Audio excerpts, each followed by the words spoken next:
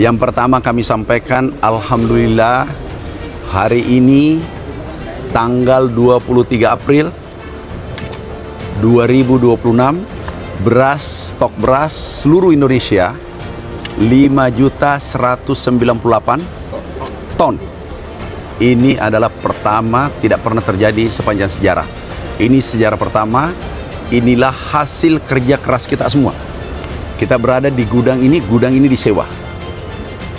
Totalnya gudang kapasitas di sini saja Karawang, daerah sekitar sini, kita sewa 102.000 ton.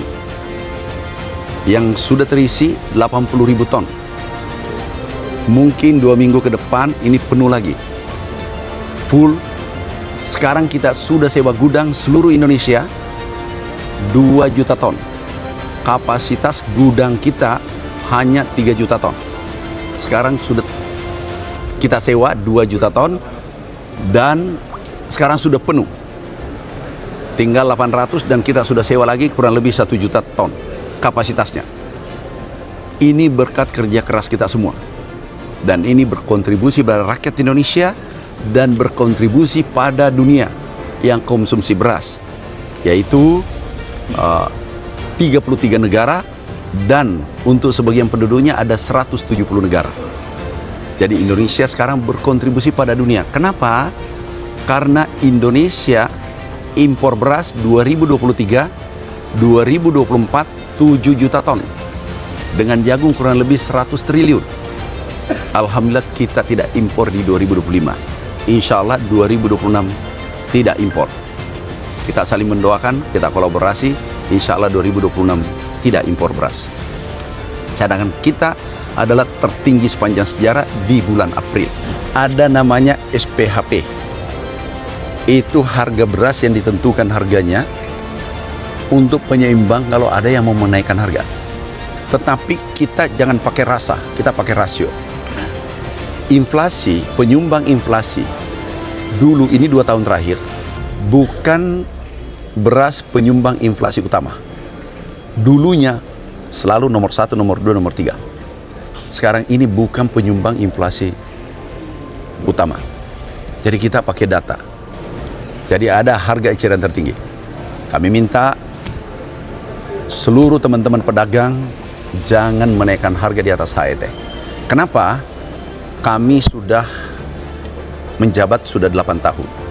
Kalau dulu pada saat kita impor itu alasannya ada kurang beras, harga naik. Oke? Selalu itu alasannya. Sekarang tidak ada alasan.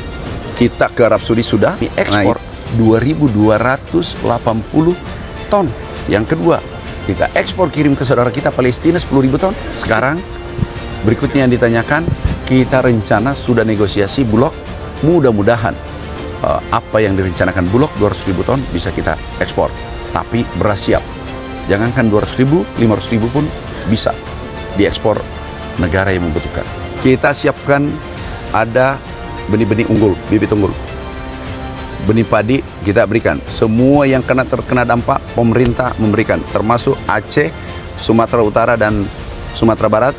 Semua sawah yang rusak itu ditanggung oleh pemerintah. Kami sudah kucurkan dananya. Luas lahan pertanian 7,4 juta. Clear ya?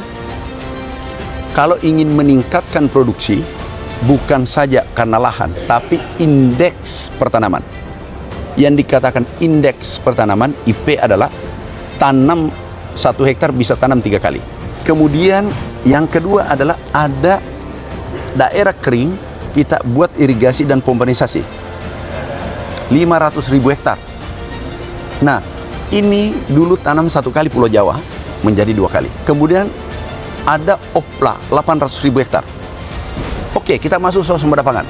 Pangan yang kita di Bulog kita tanda tangan itu 11. Dari 11 itu kita produksinya 73 juta ton. Oke. Kemudian kebutuhan 68 juta ton. Oke, berarti surplus kan? Surplus kan? Yang kita impor, anggaplah yang kita impor hitung itu bawang putih 600.000 ton, kedelai 2,4 juta ton, kemudian daging 350.000 ton, totalnya kurang lebih 3,5 juta ton. 3,5 juta ton dibagi dengan 68 juta ton atau 73 juta ton, itu 4,9%. Pertanyaanku, yang dikatakan swasembada itu maksimal impor 10%. Kita cerita pangan ya, bedakan.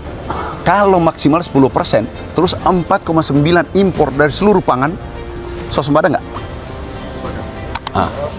Bukan hanya di gudang Bulog yang penuh, tapi di gudang-gudang swasta yang disewa Bulog, kondisi gudangnya juga sudah penuh oleh beras hasil produksi para petani yang luar biasa.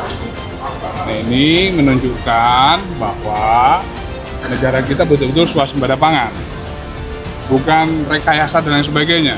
Tadi sudah disampaikan oleh Bapak Menteri, rekan-rekan media di seluruh tanah air boleh mengecek ke seluruh gudang-gudang Bulog yang ada di seluruh tanah air, baik yang gudang milik Bulog maupun gudang swasta.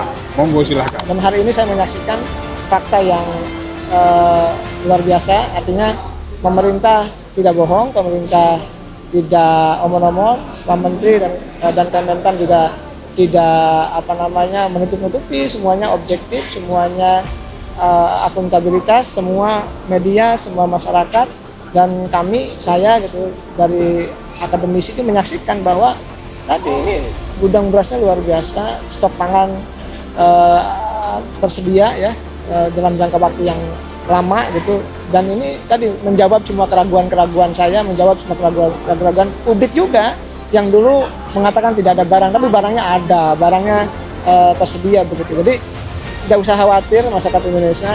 Kita hari ini saya bersama teman-teman media, bersama-sama dengan pengamat yang lain menyaksikan bahwa stok beras itu luar biasa melimpah gitu. Karena kita ini kan negara agraris, kita ini banyak petaninya, terus harga gabah juga dijamin oleh Bapak Presiden gitu, harganya tinggi.